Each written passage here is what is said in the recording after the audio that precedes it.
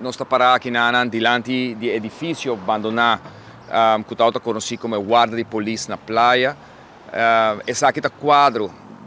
de lo que nós sabemos para de Bajecaba e a carta que eu dirigida ao nosso primeiro-ministro, a senhora Evelyn Weaver Cruz, para poder começar diálogo mais pronto que possível, arriba gasto no momento aqui exagerar com o governo, mas que lamentavelmente nós não estamos dando atenção.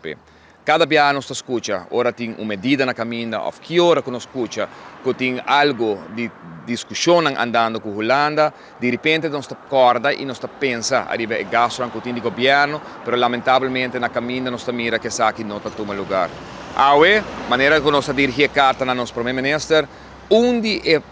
solução de mais fácil que tem na nossa comunidade, mas que lamentavelmente não está atenção de nossos governantes e muito particularmente do Parlamento de Aruba, 21 membros do Parlamento, que não têm papia arriba edifício aqui que está abandonado, que está propriedade do povo de Aruba, que o governo está dono de maneira edifício aqui que nós mira para e vi espera a comunidade fica arriba dele para nos mira com nossa lago uma propriedade com valor fácil de portar 5, 6 milhões de florim com para tá putri aqui tá ver povo por mês, mientras tanto nós também está hyr quantidade de edifício rond aqui na Aruba. Maneira edifício aqui tem mais ou menos 30 outros edifícios de governo que está parado. Nós tudo acorda, por exemplo, a escola de Juliana e Beatrix que está parada no momento aqui para mais de 10, 15 anos acaba. Assim é botem edifício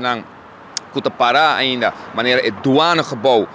diante nos WAF, que para me calcular e acaba também para 20 anos que edifício aqui está parado, e nós podemos mencionar uma quantidade de outros edifícios que está sigue para abandonar, que tem um valor, mas que o governo não tinha interesse, não tinha coragem, e o Parlamento de Aruba não tinha vontade para bisa que nós também atender que problemática aqui, que tem gasto enorme que tem o governo. Põe para a família. O que está passando agora? Abo tem caso que está lá abandonado, não está manter, abo por manter a casa abandonada sem a placa de gele, não toque, para está criando problema grande para a família, está criando problema grande financeiro para abo. Agora imaginava 30 edifícios de governo para o estado aqui, para suma de valor de riba 3 milhões de florim, que o governo não está nenhum grondbelasting, mas ao contrário, está gasta uma quantidade de placa para poder hyr outro edifício.